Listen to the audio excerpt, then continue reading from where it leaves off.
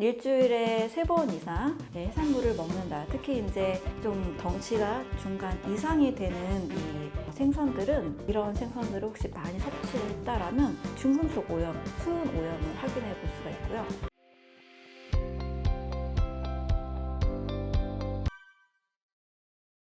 네. 독소가 쌓이는 것을 확인하는 방법은, 첫 번째는 우리가 많이 피곤하다는 겁니다. 스스로 느낄 수가 있는 거죠.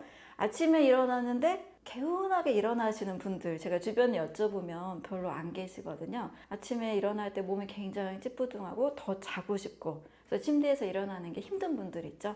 이런 분들이 바로 피곤이 쌓여 있다는 것은 간에서 해독이 다 안 된 상태, 즉 독소가 많은 상태라고 볼 수 있습니다. 그래서 본인이 첫 번째 느끼게 되고요. 두 번째로는 우리 몸의 호흡을 통해서 나오는 활성산소를 체크할 수 있는, 활성산소가 많이 있는지 세포 기능 검사를 통해서도 확인을 할 수가 있습니다. 또 때로는 몸에 수은이나 납이나 알루미늄 또는 바륨, 이런 중금속이 쌓여 있는 경우도 있는데요. 중금속 모발 검사를 통해서도 확인을 할 수가 있습니다. 그래서 내 몸에 독소가 있는지 없는지 먼저 혹시 확인할 수 있는 방법이 최대한 주변에 있다라면 반드시 확인하고 이에 맞는 식사와 또 라이프 스타일을 맞추시는 것이 건강에 도움이 될 수 있습니다.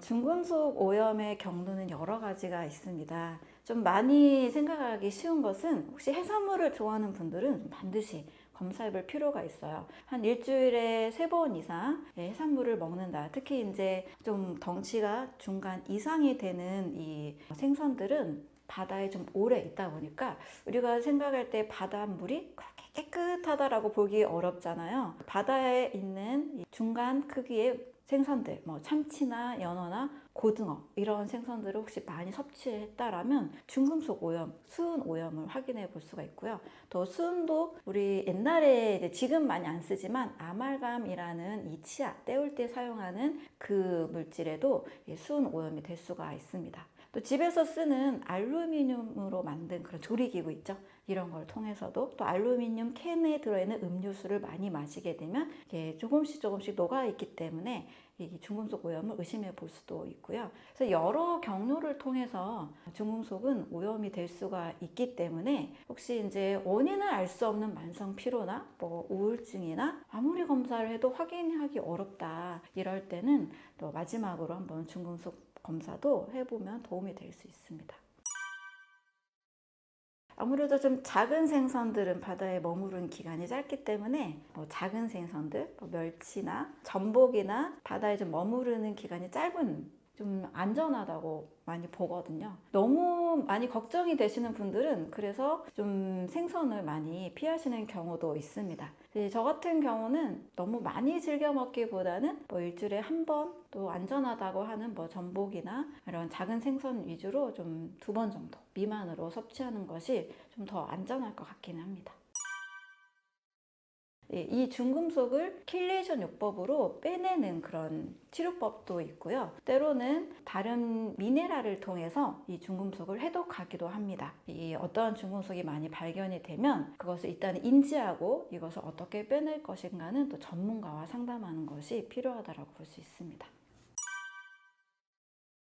매일 생선을 먹게 되면 바다가 오염이 되기 때문에 바다의 오염 물질을 같이 먹게 됩니다. 중금속 오염, 그 중에서도 이제 수은이 많이 오염이 되어 있습니다. 또 큰 물고기일수록 작은 물고기를 먹고 오래 살기 때문에 큰 물고기일수록 더 많은 중금속에 오염이 되어 있습니다. 미국에서는 임신한 여성들의 경우 생선을 아예 먹지 않도록 권고를 하고 있습니다. 그 이유는 중금속을 섭취한 엄마의 영양을 먹고 엄마의 영양소로부터 아기가 계속 자라게 되잖아요. 그래서 아기도 같이 중금속에 오염이 되고 기형아 발생 확률이 높아지기 때문인 거죠. 주기적으로 생선을 섭취하는 이 사람들이 잘 섭취하지 않는 사람보다 이 수은 중독에 오염될 확률이 무려 40배가 높은 것으로 나타났습니다.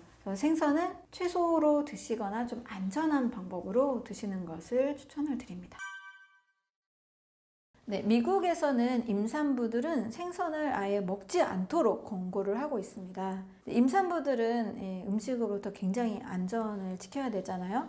그 이유는 바다가 오염이 돼서 수은이나 다양한 중금속에 생선들이 다 오염이 돼 있기 때문이에요. 특히 이제 생선에 그 기름 있는 그런 생선들이 있죠. 이 기름기 있는 그 부분에는 다양한 이 중금속들과 찌꺼기, 다이옥신까지도 다 쌓여 있는 것으로 알려져 있습니다. 중금속과 다이옥신, 발암 물질이죠. 이런 물질로부터 자유롭기 위해서는 생선을 정말 조심을 해야 됩니다. 하지만 이제 아이들의 뇌 발달을 위해서 DHA가 꼭 필요하잖아요. 그래서 미국에서는 좋은 영양제인지 아닌지, 수은 중독, 여러 중금속 오염이 돼 있는지 안 돼 있는지를 판단하는 그런 기관들조차 있습니다. 그래서 안전성을 반드시 확보한 후에 임산부들이 좋은 DHA를 섭취하도록 권고를 하고 있습니다. 우리나라에서도 더 이상 좀 바다가 좀 안전하지 않는 것으로 많이들 느끼고 계시잖아요. 정말 건강을 까다롭게 지키기 위해서는 생선도 조심을 해야 되겠습니다. 특히 우리 아이들 있죠. 엄마 뱃속의 태아, 그리고 엄마의 젖을 먹고 있는 유아 어린아이일수록 더 조심을 해야 돼요. 다이옥신이나 여러 이제 오염된 물질을 먹게 되면 장기적으로 갑상선암이나 유방암이나 걸릴 확률이 굉장히 높습니다. 국립과학원에서는 이 지방이 많은 생선과 어패류들을 먹지 않도록 권고를 하고 있습니다. 그래서 생선에 있는 지방보다는 안전한 식물에 있는 지방, 씨앗에 있는 지방, 또 견과류에 있는 지방을 더 추천을 하고 있습니다.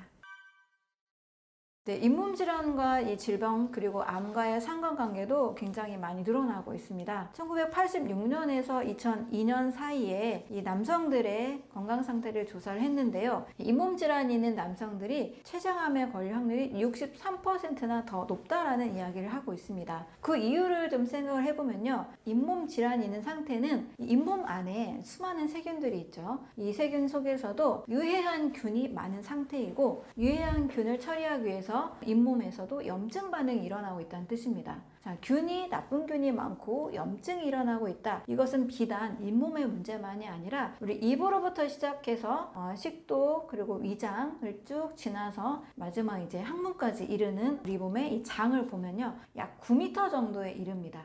같은 점막이 계속 이어지고 있는데 잇몸은 나쁘고 위장관은 건강하다 이렇게 볼 수는 없는 거겠죠.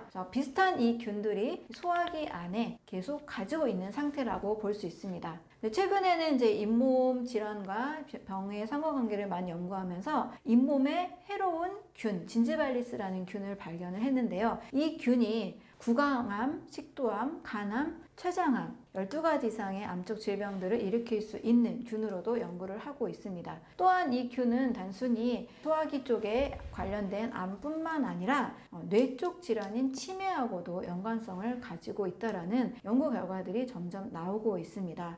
그 이유는 구강에 있는 세균과 이 장에 있는 세균과의 또 연관성이 되는데요. 장에 있는 세균, 즉 장 마이크로바이옴을 보면 건강한 균, 유익균과 해로운 균, 유해균, 그리고 중간균 이런 비율 사이에서 유해균이 증가할수록 암뿐만 아니라 다른 질병, 다양한 많은 질병들과 알츠하이머, 치매 이런 뇌쪽 질환까지 연관성이 있는 것으로 연결이 됩니다. 그래서 잇몸이 건강하지 않다라는 신호를 보내주고 있다면 우리 몸 소화기 전체에서도 나쁜 균이 증가할 수 있는 가능성, 또 염증이 많은 가능성을 가지고 있기 때문에 잇몸 건강부터 챙기셔야 됩니다. 잇몸을 건강하게 만드는, 입속을 건강하게 만드는 쉬운 일상의 2가지 방법이 있는데요. 첫 번째는 미지근한 소금물로 아침마다 이 가글을 하는 겁니다.